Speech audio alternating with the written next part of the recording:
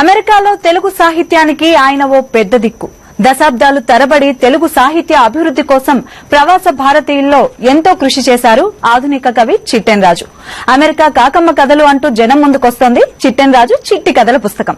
చిట్టెన్ రాజు గారు సాక్షి స్టూడియోలో ఉన్నారు. ఆయనతో మాట్లాడాలనుకున్న ఎన్ఆర్ఐలు ఫోన్ చేయాల్సిన నెంబర్స్ 914023310716, 0402331075. నేను నెంబర్స్ మరోసారి రిపీట్ చేస్తాను.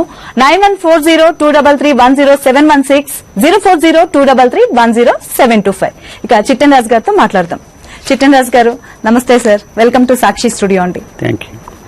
ఈ రోజు సాక్షి వేదిక ద్వారా ఒక ఎన్ఆర్ఐ అయిన మీరు మరికొంతమంది ఎన్ఆర్ఐలతో సాక్షి వేదిక ద్వారా మాట్లాడబోతున్నారు. ఎలా అనిపిస్తోంది? బాగుంది. అంటే మన వాళ్ళతో మనం మాట్లాడుకోవడం ఎప్పుడు బాగుంటుంది కదా, మనకి సంతోషంగా ఉంది. ఓకే, మీ సాహిత్య ప్రస్థానం గురించి చెప్పండి. సాహిత్య ప్రస్థానం అంటూ అంత పెద్ద మాట వాడడం కానీ, ఒక 1967లో నేను మొట్టమొదటిసారిగా ఒక నాటకాన్ని రాశాను. అది బొంబాయి ఐఐటిలో ఉన్నప్పుడు రాసింది. అప్పటి నుంచి ఇప్పటిదాకా ఏదో అడపదడప ఏదో రాస్తూనే ఉన్నాను. సాహిత్య ప్రపంచంలో బతుకుతున్నాను.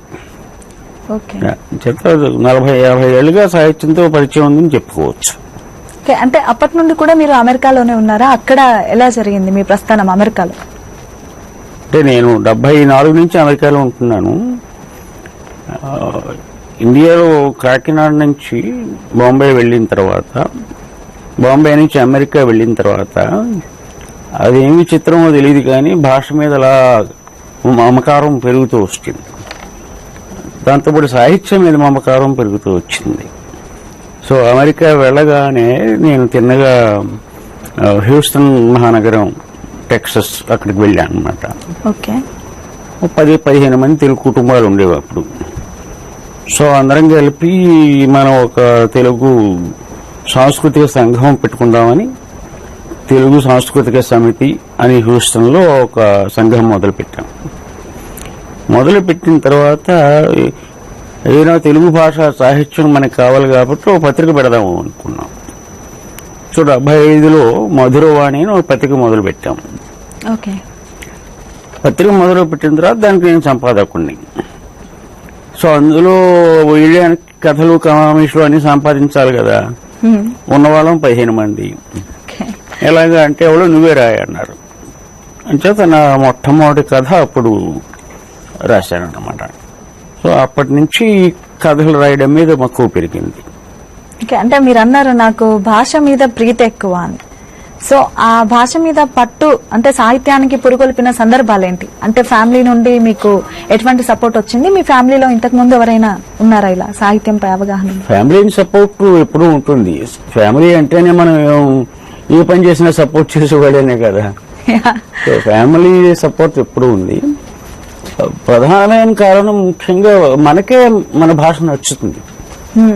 మనకే మన కవిత్వం, ఓ కథ తెలుగులో ఎవరన్నా మాట్లాడుతుంటే వింటే మనకు బాగుంటుంది. సో ఆ తపన నా ఒక్కడికే కాదు, చాలా మందికి ఉంటుంది. అలాగా మంచి తపన వాళ్ళందరూ కూడా ఒక చోట కలిస్తే అప్పుడు ఒక తెలుగు సంస్కృతికి దానికి ఏదైనా చేద్దామనే భావన ఇవన్నీ కలుగుతాయి అన్నమాట. ఎంతటి అనుభూతినైనా అనుభవాన్నైనా మాటల్లో చెప్పగలిగేది సాహిత్యం అంటారు. అంటే చిన్న చిన్న పదాలతో కూడా ఎంతో పెద్ద అర్థాన్ని చెప్పే ఇది సాహిత్యంలో ఉంది గొప్పతనం. సో మీకేమనిపిస్తుంది? అంటే ఇప్పుడున్న రైటర్స్ ని చూసినా మీకు ఎలాంటి ఫీలింగ్ కలుగుతుంది? స్పష్టంగా సాహిత్యం అంటే ఇది నిర్వచించడం కష్టమే, కానీ నేను అనుకునేది ఏంటంటే మామూలుగా రోజువారీ పనులు అవి కాకుండా, అంటే అమ్మ అన్నం పెట్టు, నాన్న కూర పట్టుకొచ్చాడా, ఇవన్నీ ఇలాంటి మామూలుగా మాట్లాడుకునే దైనందిన భాష కాకుండా మన మేధస్సును వాడి ఎక్కడో ఒక సృజనాత్మకంగా ఒక ఊహని మనం కాగితం మీద మాటల్లో పెట్టగలిగితే అది సాహిత్యం. అవి చిన్న మాటలు అవ్వచ్చును, పెద్ద మాటలు అవ్వచ్చు. చిన్న భావన పెద్ద మాటల్లో చెప్పొచ్చు, అతి పెద్ద భావన చిన్న మాటల్లో చెప్పొచ్చు. ఎలా చెప్పినా ఆ రచయిత మేధస్సు, ఆ మాటల పొందిక, అది కాగితం మీద రావడం సాహిత్యం అంటే అదే నా దృష్టిలో. అంతే కదా? అంతే అండి. దానికి ఇంకా మనం మాటల్లో ఎటువంటి అర్థాన్ని చెప్పలేం. చాలా మంది చాలా రకాలుగా చెప్పొచ్చును. అది సాహిత్యం, ఇది కాదు, ఇది మంచి సాహిత్యం, ఇది కాదు. సో ఇలా రకరకాల బేరీజులు అన్నీ ఉంటాయి. స్థూలంగా చెప్పాలంటే మనం అనుకునేది అది సృజనాత్మకంగా ఉండాలి. ఓకే చిట్టనరాజు గారు, ఇప్పటి వరకు మీరు ఎలాంటి పుస్తకాలు రాశారు? ఒకసారి వాటి గురించి చెప్పండి. ఏ పుస్తకాలు రాశారు? ఇలాంటి పుస్తకాలు తెలుగు పుస్తకాలు రాశాను. అదే ఏ పుస్తకాలు?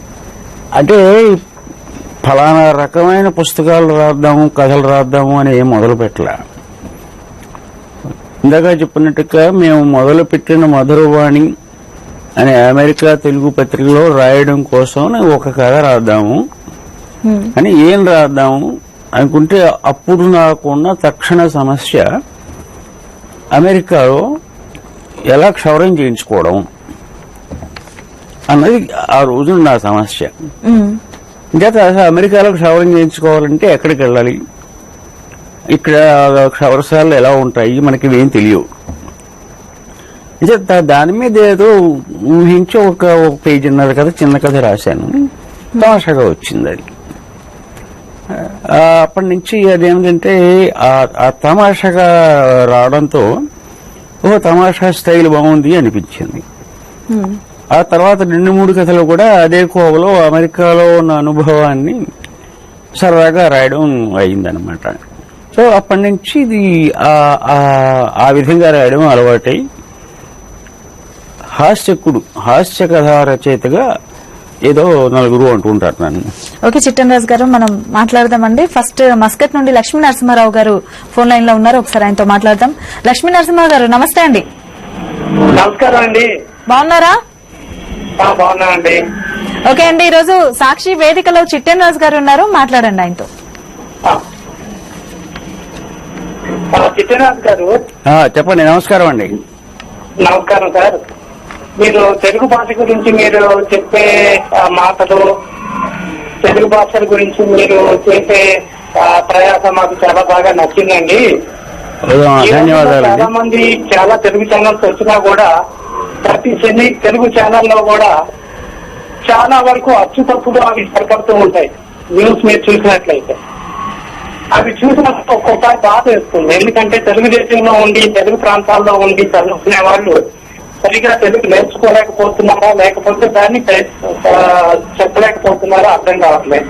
దాని గురించి మీరు కొంచెం చేస్తే బాగుంటుందని నా ఉద్దేశం.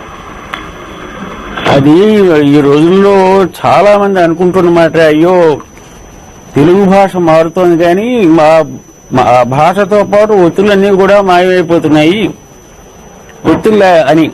ఒత్తులు లేకపోతే పెద్ద భాష కాదా అన్నవాళ్ళని కూడా విన్నాను. కానీ భాషకి అందం ఒత్తిడిలోంచి వస్తుంది. ఇప్పుడు ఉదాహరణకు మొన్ననే మా ఆవిడ్ని నీ కళ్ళు బాగున్నాయి అన్నా అనుకోండి, నీ కళ్ళు బాగున్నాయి అనుకున్నా కళ్ళు బాగున్నాయి అంటే మన అర్థం మారిపోతుంది అక్కడ. చేత ఒత్తులు చాలా ముఖ్యమైనవే. వాటి మీద కొంచెం ప్రాధాన్యత తగ్గిన మాట వాస్తవమే. దానికి ఏం చేయాలి అంటే అనేక రకమైన మార్గాలు ఉన్నాయి. ముఖ్యంగా భాషను బాగా నేర్పాలి. అంతకంటే మరొక మార్గం మరేమీ లేదు. మాట్లాడేవాళ్ళు మన భాషను చాలా బాగా మాట్లాడొచ్చు అనుకుని వాళ్ళు మాట్లాడాలి. అంతకంటే ఆవేదన పడ్డం తప్ప మనం చేసేది ఎక్కువగా ఉందని నేను అనుకోను. ఓకే అండి, దుబాయ్ నుండి నరేందర్ గారు ఫోన్ లైన్ లో ఉన్నారు. నరేందర్ గారు నమస్తే అండి. చెప్పండి. నరేందర్ గారు బాగున్నారా? కొంచెం మీ టీవీ వాల్యూమ్ తగ్గించుకోండి. మనతో పాటు చిట్టనరాజు గారు ఉన్నారు, మాట్లాడండి.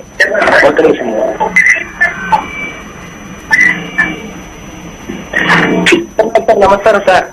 నమస్కారం నరేంద్ర గారు, ఎలా ఉన్నారు? దుబాయ్ వారు బాగా సార్. మీరు వస్తున్నారా? చెప్పండి.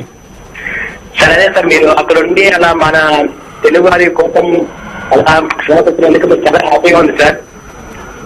ధన్యవాదాలండి సార్. మీరు మీ కవిత్వ అదే సార్, మీరు రచయిత కదా సార్ మీరు? ఏమండి? మీరు రచయిత కదా సార్, మీరు రచయితగా చేస్తున్నారు కదా. నేను రచయితనేనండి ఒక విధంగా.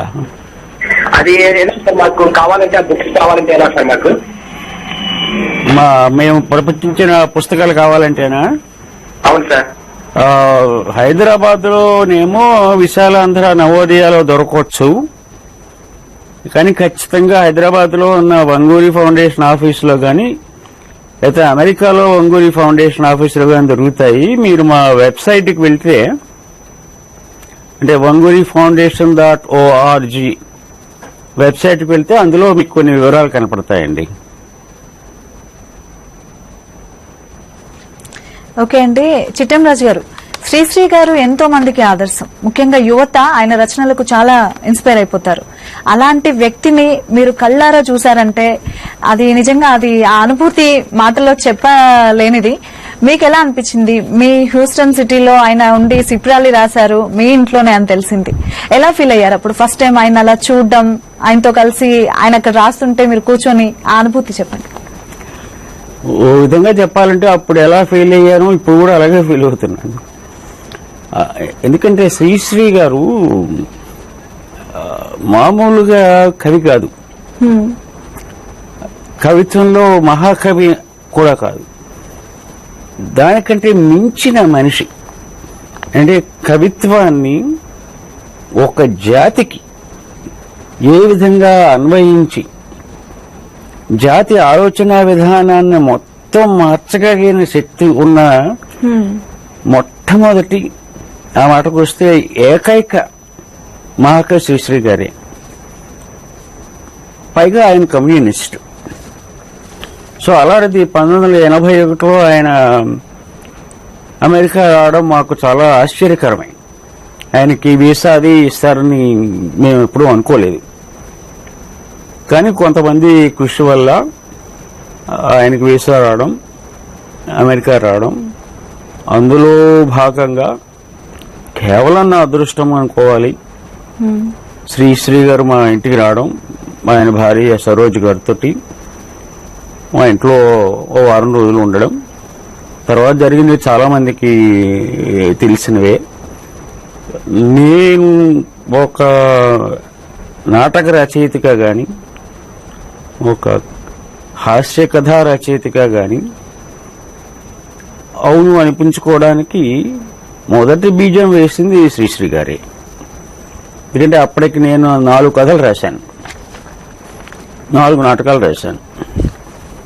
సో వాటిని చదివి శ్రీశ్రీ గారు ఒక మంచి 4 సలహాలు ఇచ్చారు.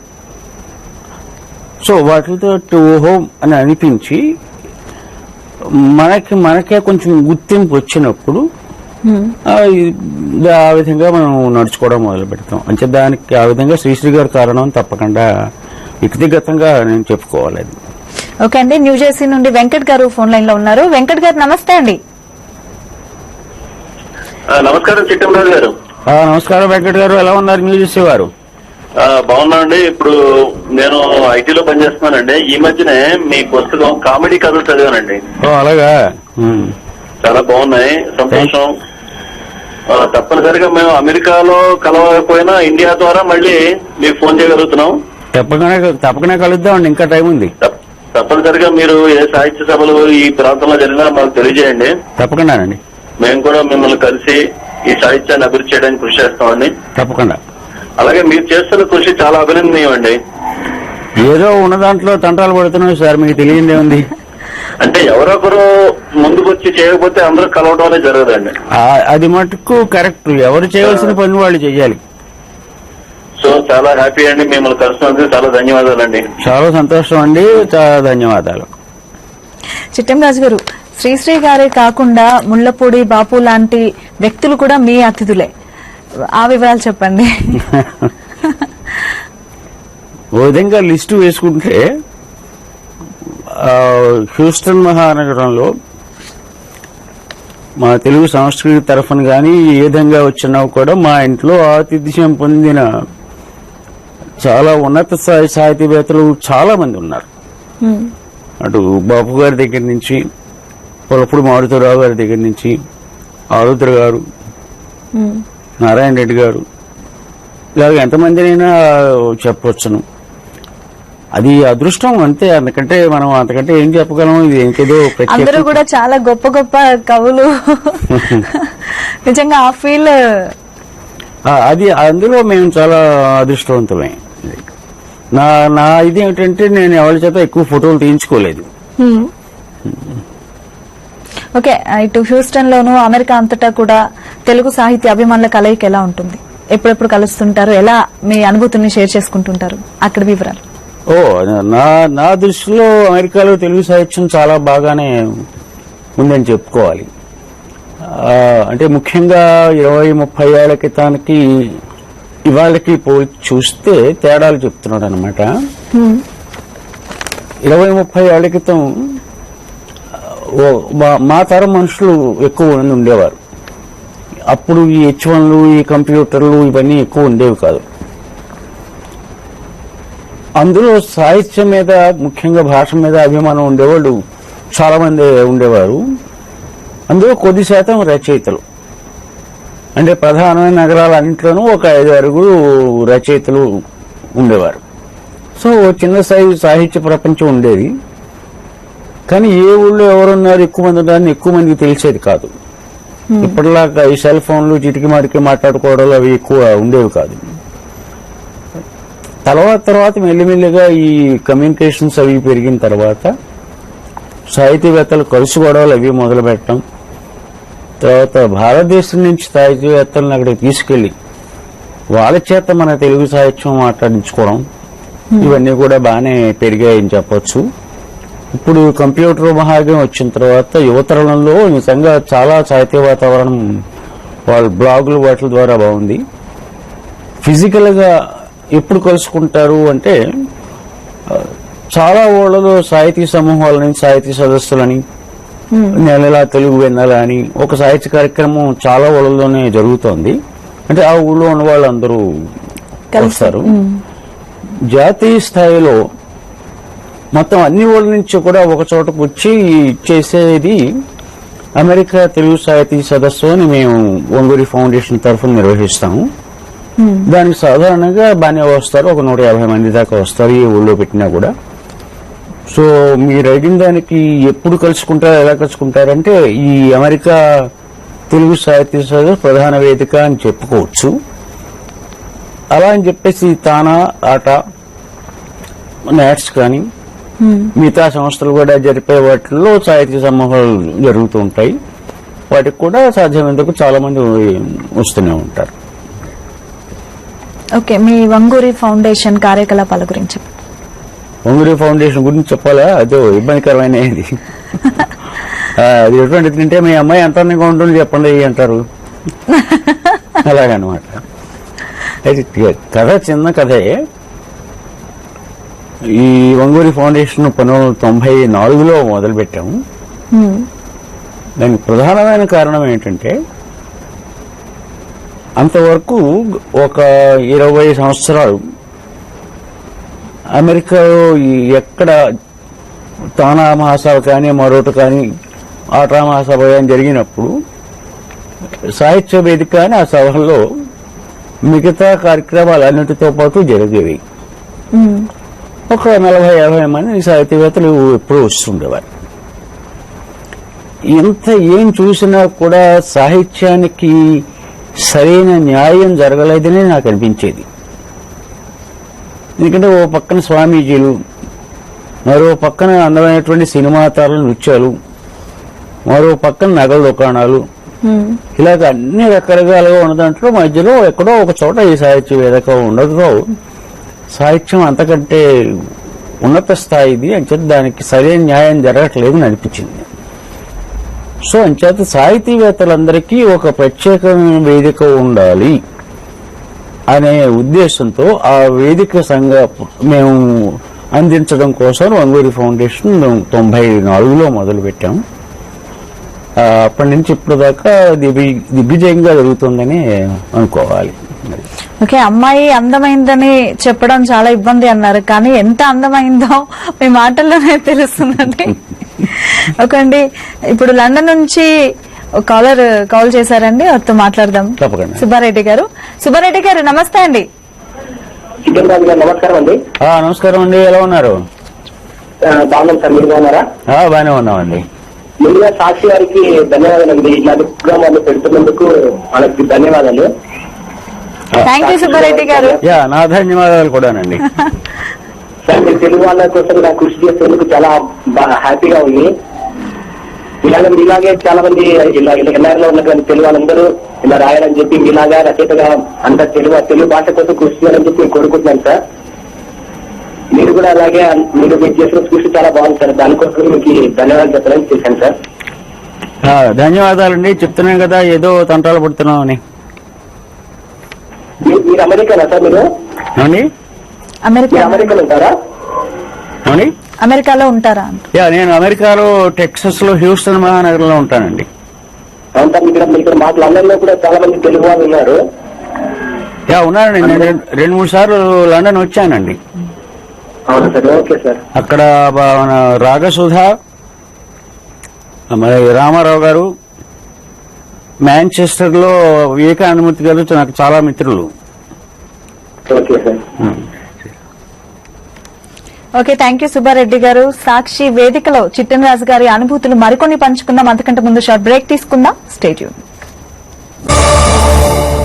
సాక్షి వేదికకు తిరిగి స్వాగతం. చిట్టెన్ రాజు గారు, నెల నెల వెన్నెల ఇంకా విరబోస్తోందా? ఆ వివరాలు చెప్పండి. వెన్నెల ధర్మమే విరబూయడం. నెలలో ఒక రోజు చాలా అద్భుతంగా విరబూస్తుంది. చేత నెల నెల తెలుగు వెన్నెల, సాహిత్యం వెన్నెల పూజించడం మా ఉద్దేశం అన్నమాట. కార్యక్రమాల్లో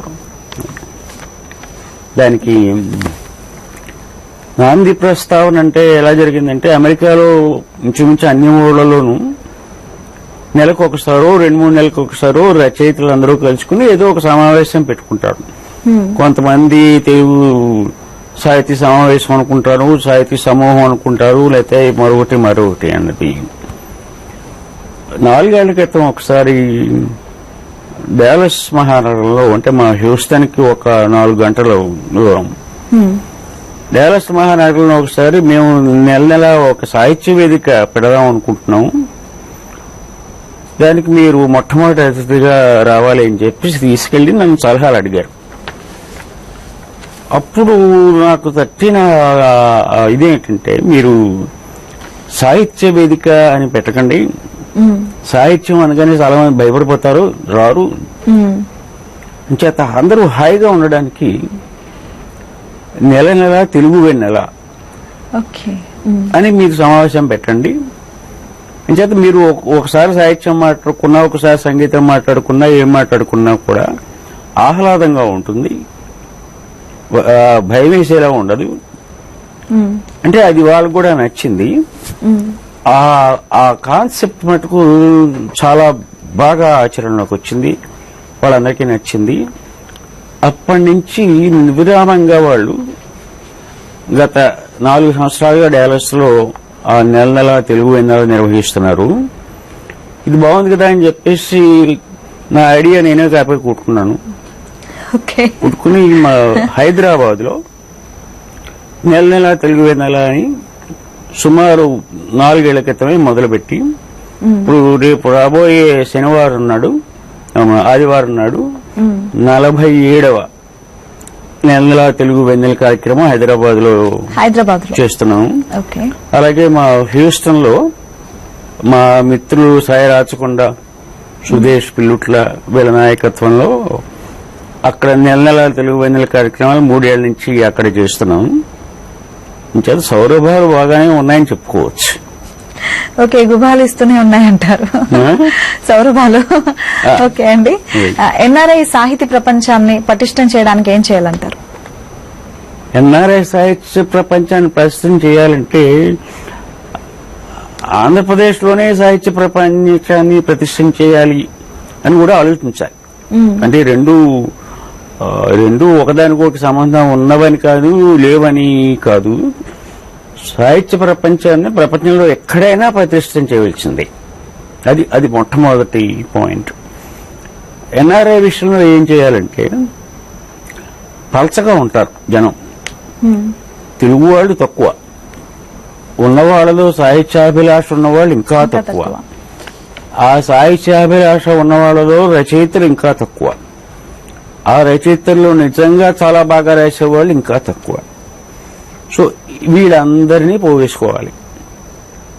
వీళ్ళందరినీ పోగేసుకుని సాహిత్యంలో ఉన్న ఆనందం ఏమిటో రుచి చూడడానికి నెలకు ఒకసారో 2 నెలలకు ఒకసారో ఎవరినైనా పిలిచో మన వాళ్ళలోనే ఒక మంచి సాహిత్యపరమైన అంశం తీసుకుని దాని గురించి మాట్లాడుకోవడం చేస్తే అది ఏమిటవుతుంటే కొన్నాళ్ళకి అది మనకి బాగా అరుగుడిపోతుంది అనమాట. పడితే సాహిత్యం మీద అభిలాష పెరిగిన కొద్దీ ఇంకోళ్ళు వస్తారు, ఆ ప్రపంచం పెరుగుతూ ఉంటుంది. అంతకంటే ఎక్కువ మనం చేయక్కర్లేదు. సాధారణంగా వ్యక్తిగతంగా చాలా మంది వాళ్ళే కృషి చేస్తారు. ఓకే, మీ పర్సనల్ లైఫ్ గురించి చెప్పండి, మీ ఎడ్యుకేషన్, ఫ్యామిలీ గురించి. నేను కాకినాడ వాడిని. కాకినాడలో నేను ఇంజనీరింగ్ దాకా చదువుకున్నాను. కాకినాడలో పుట్టి పెరిగి ఇంజనీరింగ్ పూర్తి చేశాను. అక్కడ 66లో అక్కడ గ్రాడ్యుయేట్ అయ్యాను.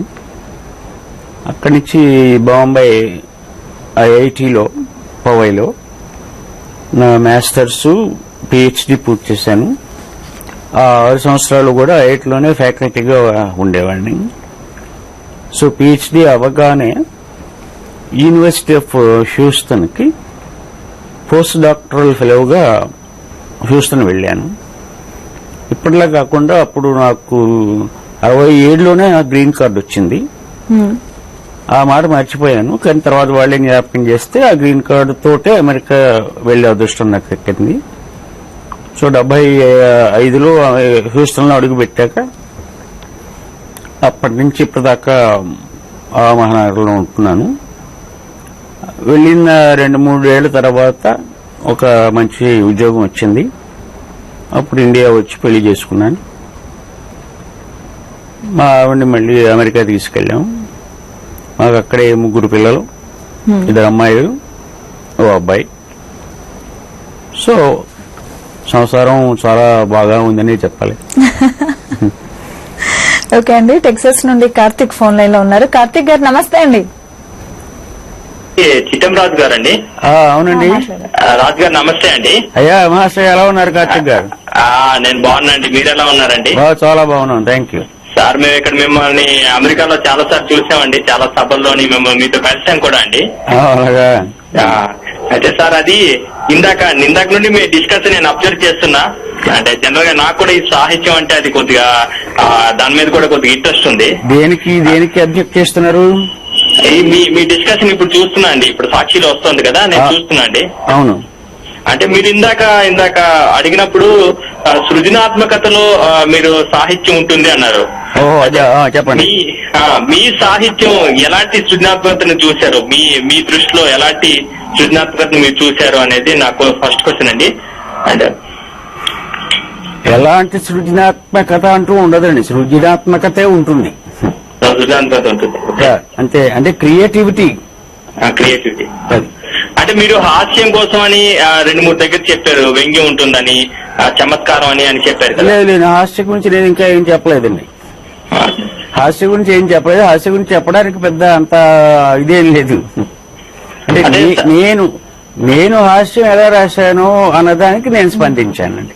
అచ్చా, అది కదండి. ఇప్పుడు మీరు అంటే మొత్తం అమెరికాలో ఉండే సాహిత్యవేత్తల కోసం మీకు ఫౌండేషన్ అది పెట్టామన్నారు కదండి. అవునండి. అంటే నేను చాలా సార్లు అందులో జాయిన్ అవడానికి వచ్చాను సార్, కానీ దానికి నాకు ఫ్లెక్సిబిలిటీ లేకపోవడం వల్ల నేను బయటకు రావాల్సి వచ్చిందండి.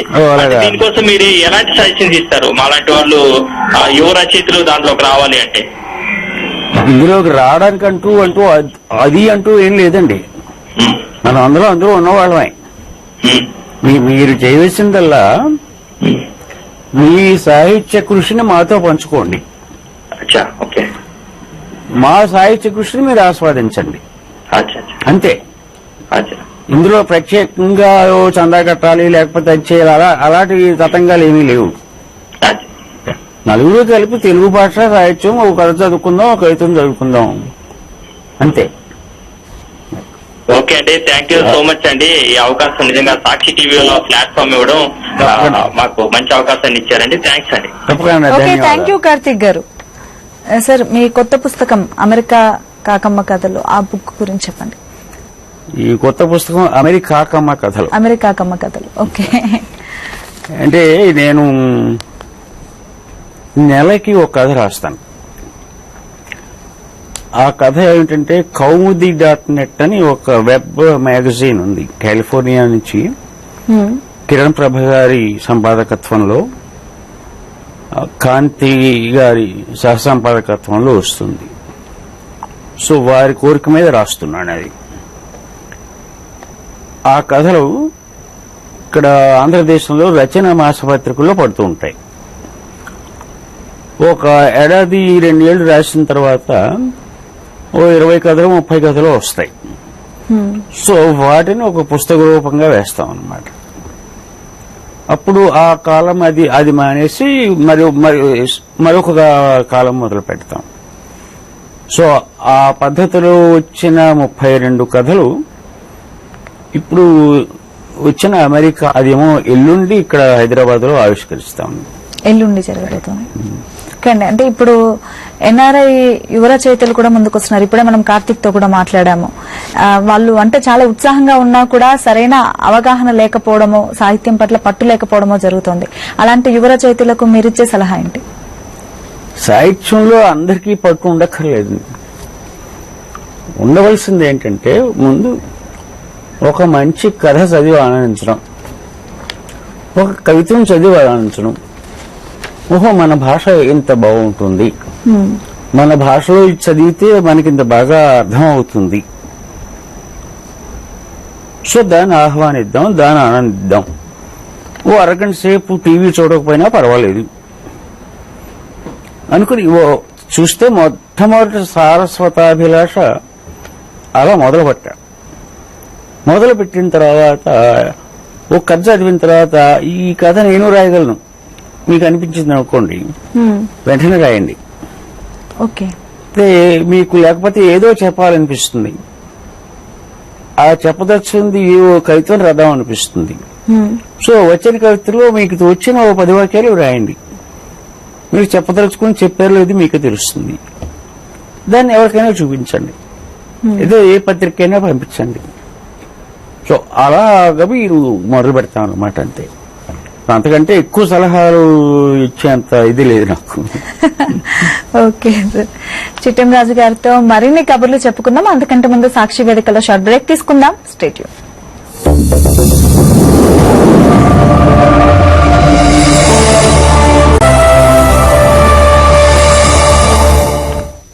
వేదికకు తిరిగి స్వాగతం.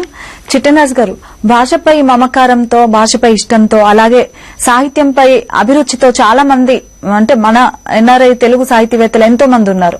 వాళ్ళలో మీకు బాగా నచ్చిన వారు? వాళ్ళలో బాగా నచ్చిన వాళ్ళంటే అలా చెప్పడం కొంచెం కష్టమే గాని, ఎందుకంటే స్వతహాగా నాకు ఏ రచయిత అన్నా కూడా నాకు ఇష్టమే.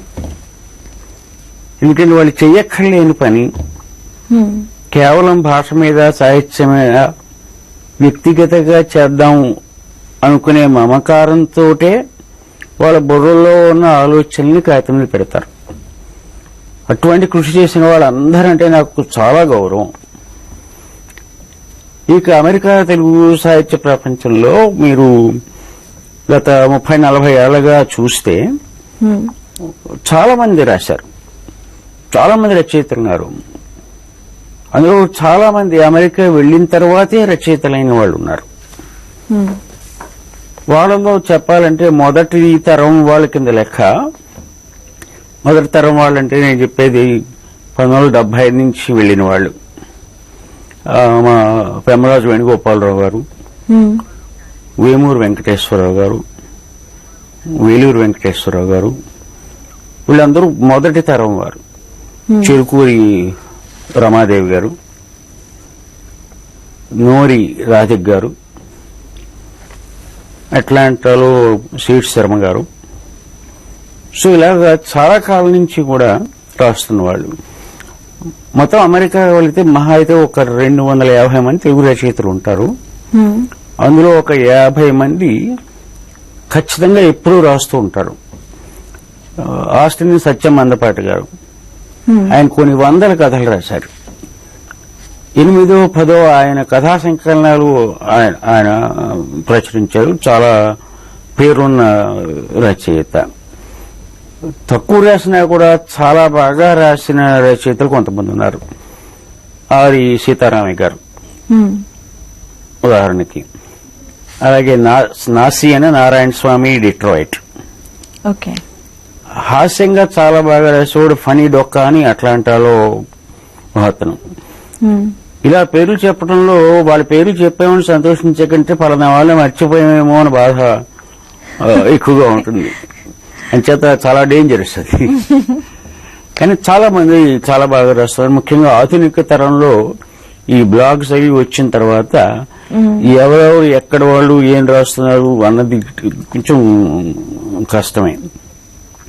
అంటే దీనికి ఏం చేసామంటే, ఇటువంటి సమస్య అంటే మీరు చారిత్రాత్మకంగా చూస్తే ఎవరు రాశారు, ఎన్ని రాశారు అన్నదానికి 2009లో తెలుగు కథ శతవార్షికోత్సవం, అంటే తెలుగు కథ పుట్టి 100 సంవత్సరాలు అయిన సందర్భంగా మేము ఒక పుస్తకం ప్రచురించాం. అది 700 పేజీల పుస్తకం. ఆ పుస్తకం పేరు 20వ శతాబ్దంలో అమెరికా తెలుగు కథానిక, అమెరికా తెలుగు సాహితీవేత్తల పరిచయ గ్రంథం. ఓకే. అంటే అమెరికా నుంచి మొట్టమొదటి తెలుగు కథ. ఒక్క నిమిషం చిట్టెన్ రాజు గారు, మనం మాట్లాడతాము. కాలిఫోర్నియా నుండి సుబ్బారావు గారు ఫోన్ లైన్ లో ఉన్నారు. సుబ్బారావు గారు నమస్తే అండి. నమస్తే అండి. బాగున్నారండి? బాగున్నాండి. ఓకే, చిట్టెన్ రాజు గారు ఉన్నారు, మాట్లాడండి. నమస్తే చిట్టెన్ రాజు గారు. నమస్కారం అండి. బాగున్నారా? బాగున్నాండి. చెప్పండి. ఇందాక నుంచి మీ కార్యక్రమం చూస్తున్నాం, చాలా బాగుంది. Thank you. ఈ కొత్త పుస్తకం ఇప్పుడే చెప్తున్నారు మీరు. కొత్త పుస్తకం ఎక్కడ దొరుకుతుంది, ఏమిటి విశేషాలు కూడా చెప్పండి మాకు కొంచెం. ఈ కొత్త పుస్తకం ఆ మాటకొస్తే, నా పుస్తకాలన్నీ కూడా మా వెబ్సైట్ వంగూరి ఫౌండేషన్ .org లేకపోతే మా బ్లాగ్ వంగూరి ఫౌండేషన్ .blogspot.com వాటిలో ఇన్ఫర్మేషన్ ఉంటుందండి. సరే అండి. మీ కథలు కొన్ని చదివానండి చిట్టెన్ గారు. అలాగా. మీ స్టైల్ కొంచెం మోడర్న్ గా చాలా బాగుంటుంది. ధన్యవాదాలండి. కానీ ఇప్పుడున్న మోడర్న్ సొసైటీలో, అంటే యాక్చువల్ గా నేను ఒక భేదాన్ని గమనించానండి. యూరప్ అండ్ అమెరికా కానీ ఇండియా కానీ ఇక్కడేంటి విషాద నాటకాలని, విషాద కథల్ని ఇష్టపడతారు. ఇండియాలో, అమెరికాలో హాస్యాన్ని ఎక్కువ ఇష్టపడుతున్నట్టుగా అనిపించింది నాకు. ఈ భేదాన్ని మీరు ఏమైనా గుర్తించారండి? నేను అంత పర్టికులర్ గా అనుకోండి. హాస్యాన్ని హాయిగా అనుభవించని దేశం గాని మనుషులు గాని నాకు ఎక్కడా కనపడలేదండి. అంటే ఇప్పుడు ఆ మార్పు వస్తుందండి భారతదేశంలో గాని ఆంధ్రదేశంలో గాని. కానీ పూర్వం సినిమాలు గాని సాహిత్యం గాని ఎక్కువ విషాదంతో సినిమాలు సాహిత్యం బాగా నచ్చేవి. అంటే పూర్వం ఒక డ్రామా ఉంటేనే కానీ సాహిత్యం అనిపించుకునేది కాదు. ఆ మెలో డ్రామా కోసమే నానా తంటాలు పడేవారు. హాస్యం అందులోకి రాదు. హాస్యానికి ప్రధాన అంశం ఏంటంటే ఏదో సరదాగా నవ్వుకోవడానికి, నవ్వడానికి, చెప్పదలుచుకున్న పాయింట్ చెప్పడానికి, మనం గెలవలసిన గిల్లి వెళ్ళడానికి. అది హాస్యం. దానికి వ్యంగ్యం ముఖ్యంగా. అలాగే రెండోది కథలు అనేవి దాని యొక్క ఆదరణ పెరుగుతున్నట్టుగా అనిపిస్తుందండి. కొంచెం ఏం పెరుగుతుందండి ఆదరణ? అంటే నవలలు కంటే కథలు, అలాగే కవిత్వం కంటే కథలు కొంచెం బాగా ఆదరణ పెరుగుతున్నట్టుగా అనిపిస్తుంది. అనిపించడం కరెక్టే. ఎందుకంటే నవలల స్వర్ణయుగం అయిపోయిందండి. కథల స్వర్ణయుగం నడుస్తోంది ప్రస్తుతం. కవితలకి ఎప్పుడూ స్వర్ణయుగం లేదు. కవితలు ఎప్పుడూ ఒక్కలాగే ఉన్నాయి. అప్పుడు ఎందుకు చదవలేదు, ఇప్పుడు అందుకే చదవలేదు. ఇప్పుడు ఎందుకు చదువుతున్నారు, అప్పుడు అందుకే చదివారు. సో మీరు అనుకున్నది కరెక్టే. ఇప్పుడు మార్కెట్ లోకి పెడితే మీరు కథల పుస్తకాలే అమ్ముడవుతాయి. కవితల పుస్తకాలు అమ్ముడవో, నవలు అమ్ముడవో. అంచేత కథలు ఎక్కువ మంది రాస్తున్నారు. విషయం అండి, ఈ మధ్య కాలంలో అంటే అమెరికాలో నేను చూసిన మేరకు చాలా మంది పిల్లలు పెద్దలు అందరూ పుస్తకాలు చదువుతూ ఉంటారు, ట్రైన్స్ లోని బస్సుల్లోని అవునండి ఖాళీ సమయంలో. ఉమ్. కానీ ఇండియాలో ఈ చదువుకునే లక్షణం అనేది పూర్వం ఉందో లేదో తెలియదు, కానీ ఇప్పుడు అసలు ఏమీ లేకుండా కనిపించకుండా పోతుందండి. ఆంధ్రప్రదేశ్ లో చదివే అలవాటు చాలా తగ్గింది. ఎందుకు తగ్గింది అంటే చాలా రకాలైన సామాజిక కారణాలు చాలా ఉన్నాయి. అందరూ చెప్పేది, ప్రధానంగా చెప్పేది టీవీలు, సీరియల్స్, సినిమాలు, అవి పూర్వం ఉన్నటువంటి టైంని అవి తీసుకున్నాయి ఇప్పుడు. అంచేత నేను ఇప్పుడు సాక్షి టీవీలో కూర్చొని మాట్లాడుతూ వాళ్ళని ఏమో అనుకోకూడదు, బాగుండదు. అది అంటే జరగవలసింది అలా జరుగుతూ ఉంటుంది. అలా అని చెప్పేసి ప్రపంచంలో ఎక్కడ కుదించుకుపోలేదు. ఇప్పుడు మనకి పాఠకులు తగ్గినంత మాత్రాన విలువ ఎక్కడికి పోదు. ధన్యవాదాలండి. ఓకే, థ్యాంక్ యూ సుబ్బారావు గారు. చిట్టెంరాజు గారు, అమెరికా సభల్లో సాహిత్యానికి తగిన ప్రాధాన్యత లేదు అనే మాట ఒకటి ఉంది, మీరేమంటారు? లేదని నేను అనుకోవట్లేదు, కానీ ఇంకా ఉండాలని మట్టుకు అంటాను. లేదు అనడానికి దేంతో మీరు పోలిస్తే లేదంటారు? అంటే సరైన న్యాయం జరగట్లేదు సాహిత్యానికి అలా అనడానికి లేదు. దానికి ఉన్నటువంటి సమస్యలు దానికి ఉన్నాయి. ఇప్పుడు ఒక మహాసభ జరుగుతుంటే ఒక 10,000 మంది వస్తే ఆ 10,000 మందికి ప్రతి ఒక్కళ్ళకి ఏం కావాలో ఆ అంశం నిర్వాహకులు ఇచ్చి తీరాలి. అందుకే కదా వాళ్ళు వస్తారు. ఇప్పుడు మీరున్నారు, మీరు మంచి పట్టుచీరలు నగలు కొనుక్కోవాలని మీరు మహాసభ కడతారు. సో అక్కడ మీరు ఆ దుకాణాల్లో ఎక్కువ ఉంటారు. ఓ గంట మిగిలితే ఓ సినిమా పాటలు విందామనో, లేకపోతే ఒక ఆధ్యాత్మిక ప్రసంగం విందామనో, సాహిత్యం మీద అభిలాష ఉంటే ఒక సాహిత్య ప్రసంగం విందామనో మీరు నిర్ణయించుకుంటారు. నిర్వాహకులు చేయవలసింది ఏమిటంటే అందరికీ అన్ని అందుబాటులో ఇవ్వడం, ఎవరికి తేవాల్సింది వాళ్ళు తీసుకోవడం. ఇంచేత తక్కువ నేను అన్నా, ఇంకా ఉంటే చాలా బాగుంటుంది అని మటుకు ఖచ్చితంగా అంటాను. మరి అండి, అంటే గత కొన్ని సంవత్సరాలుగా మీరు మీ సాహిత్య ప్రస్థానాన్ని కొనసాగిస్తున్నారు, కానీ ఇప్పటి వరకు కూడా అంటే ప్రభుత్వం నుండి కానివ్వండి, ఇది అమెరికాలో ఎన్ఆర్ఐ అంటే సాహిత్యం ఇప్పుడు మనం మాట్లాడుకున్నట్టు తగిన ప్రోత్సాహం లేకుండా, అంటే అవార్డ్స్ కానీ అలాంటివి ఏమీ లేవు. మీతో పాటు చాలా మందికి కూడా ఎంతో గొప్ప రచయితలు ఉన్నారు. ఏమనిపిస్తుంది? ప్రోత్సాహం అంటే ఒక రచయితకి ప్రోత్సాహం అన్నదానికి అర్థం ఏమిటి?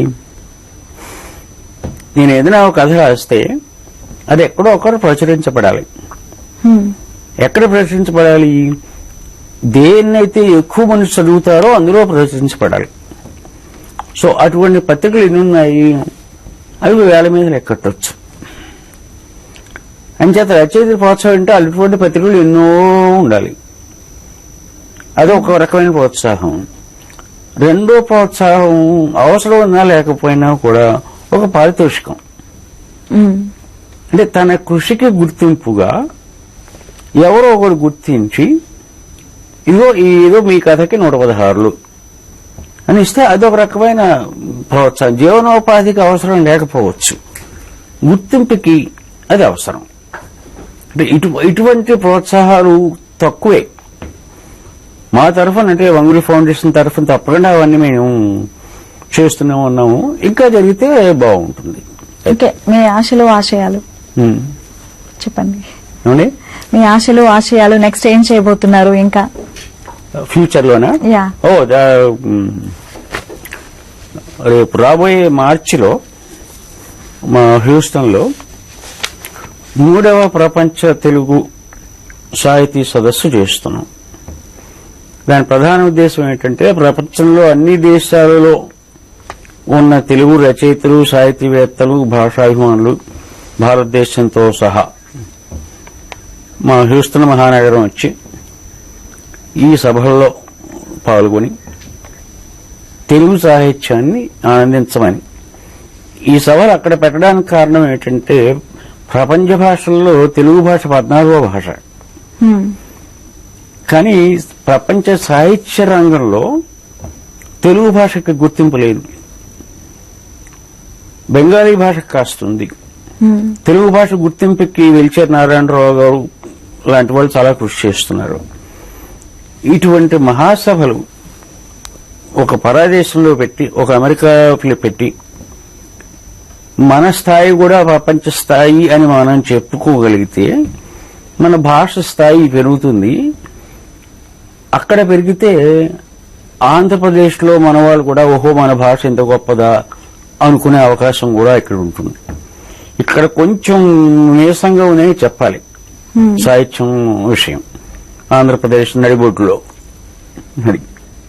ఓకే, ధన్యవాదాలు చిట్టంరాజు గారు. ఈ రోజు సాక్షి వేదికకు వచ్చి మీ అనుభూతుల్ని మాతో పంచుకున్నారు. థ్యాంక్ యూ వెరీ మచ్ అండి. చాలా ధన్యవాదాలండి. సాక్షి వారు చాలా మంచి వేదికని మాకు ఇచ్చారు. తెలుగు సాహిత్యం తరఫున మీకు మా కృతజ్ఞతలు. తప్పకుండా. నమస్తే. ఇది చిట్టంరాజు గారితో ఇవాల్టి వేదిక. ఇక ఎలాంటి అంచనాలు లేకుండా వచ్చి సూపర్ టాక్ తో ముందుకు పోతున్న మూవీ పిల్ల జమీందార్. ఇప్పుడు ఎక్కడ చూసినా ఈ జమీందార్ కోసమే టాక్. పిల్ల జమీందార్ టీమ్ తో రేపటి వేదికలో కలుద్దాం.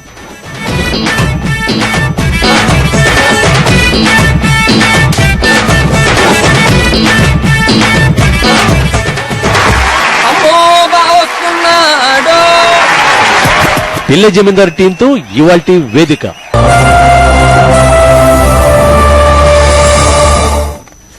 ఇక ఇది ఇవాల్టి వేదిక. ప్రపంచంలో తెలుగువాడు ఎక్కడున్నా తెలుగు గుండె చప్పుడు వినిపించడానికి తెలుగువారి మనస్సాక్షి సాక్షి టీవీ ఎప్పుడు సిద్ధంగానే ఉంటుంది. నమస్కారం.